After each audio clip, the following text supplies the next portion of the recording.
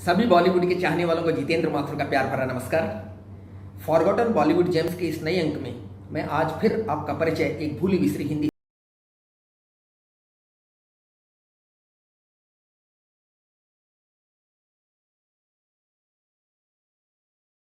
इस भूली बिसरी हिंदी फिल्म का नाम है ईमान। यह फिल्म सन 1974 में प्रदर्शित हुई थी और इसके प्रमुख कलाकार थे संजीव कुमार और लीना चंदावरकर। महान फिल्मकार स्वर्गीय गुरुदत्त के छोटे भाई आत्माराम ने अपने भाई के नाम पर ही बनाए गए अपने बैनर गुरुदत्त कंबाइन के अंतर्गत यह फिल्म बनाई थी और इसका दिग्दर्शन किया था पद्मनाभ ने। कोई इंसान अच्छे इंसान से बुरा इंसान कैसे बन जाता है? क्या अपने आप? नहीं, उसके पीछे समाज का योगदान होता है। सकारात्मक अनुभव मिले तो व्यक्ति सकारात्मक या तो बन जाता है या पहले से हो तो बना रहता है, और अगर लगातार नकारात्मक अनुभव भी मिलते चले जाए तो उसका अपनी अच्छाइयों पर से, अपने सद्गुणों पर से, अपने धर्म ईमान पर से खुद ही विश्वास उठने लगता है। कुछ ऐसा ही होता है हमारे इस फिल्म के नायक के साथ, जो अपनी माँ के लिए दवाइयों का बंदोबस्त करने के लिए एक छोटी सी चोरी करता है, पकड़ा जाता है, उसकी माँ भी नहीं बच पाती, और अदालत में जब वो कहता है कि उसका सच्चाई पर से विश्वास उठ गया है, अच्छाई पर से विश्वास उठ गया है, तो उदार न्यायाधीश और जेल के कल्याण अधिकारी ये तय करते हैं कि जब वह जेल से छूटे तो उसका अच्छाइयों में फिर से विश्वास कायम हो, वो समाज में एक अच्छे इंसान की ज़िंदगी जी है।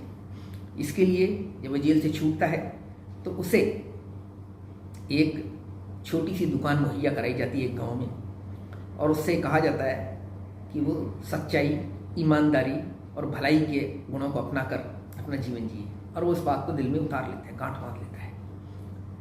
लेकिन आदर्श अपनी जगह है और ज़िंदगी की तल्ख हकीकत अपनी जगह है। जब वो जाता है, लोगों की भलाई करता है, उनके ऊपर विश्वास करके उन्हें उधार दे देता है और हमेशा ईमानदारी के रास्ते पर चलता है, तो धीरे धीरे देखता है कि उसका सब कुछ उजड़ता चला जाता है, वो सब कुछ गंवाता चला जाता है, और जिन लोगों की वो भलाई करता है वे भी ऐसे एहसान फरामोश निकलते हैं कि उससे भलाई लेकर भी, उससे मदद लेकर भी उसे बुरा ही कहते हैं। आखिर एक दिन वो अचानक गायब हो जाता है और उसकी जगह आता है उसका जुड़वा भाई, जो कि एक गुंडा है, एक मवाली है।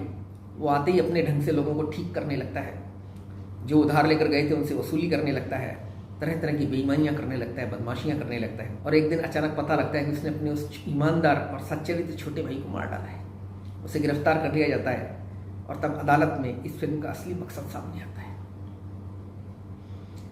यह फिल्म बहुत अच्छी है। आत्माराम आमतौर पर एक निर्माता के रूप में भी और निर्देशक के रूप में भी फार्मूला फिल्में बनाया करते थे, लेकिन यहाँ इत्तेफाक से उन्होंने एक बहुत अच्छी फिल्म बना डाली है। जब कोई सच्चा इंसान लगातार ठोकरें खाता है, लगातार चोट खाता है, लगातार विश्वासघात सहता है, तो उसे लगने लगता है कि गुनाहगार वो नहीं है जो भ्रष्ट हैं, बेईमान हैं, कमीने हैं।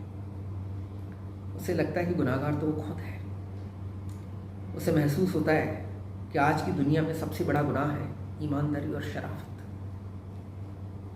फिल्म के अंत में नायक कटघरे में खड़ा होकर जज साहब से पूछता है कि इंसान को ही मारना जुर्म है, उसके अंदर की इंसानियत को मार देना क्या जुर्म नहीं?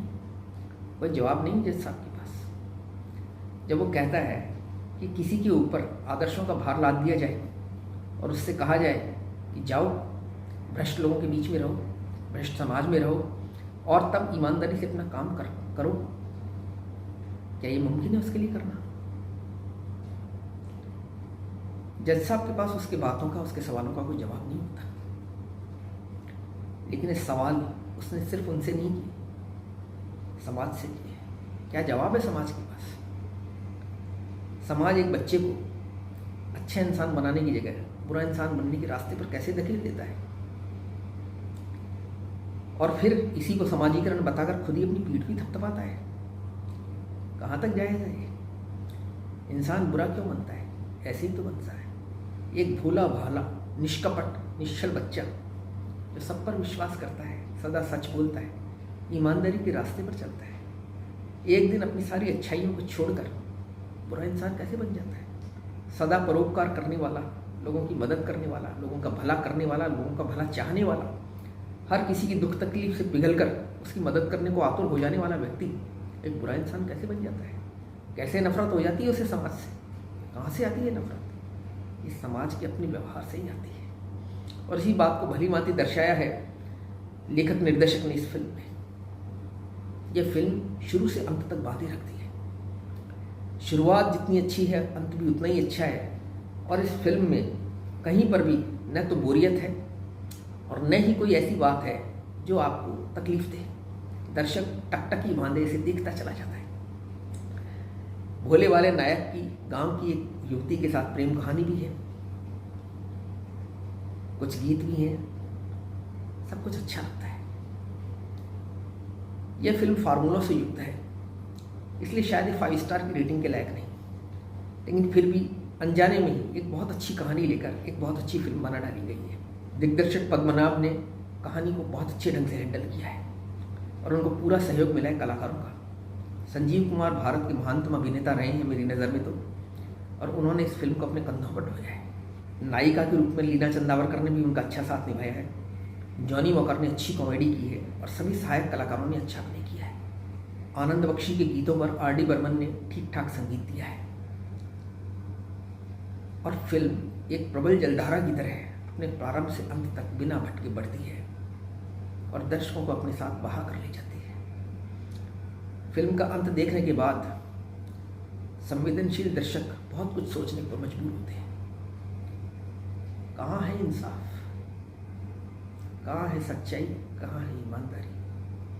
कौन पूछता है सच्चाई को?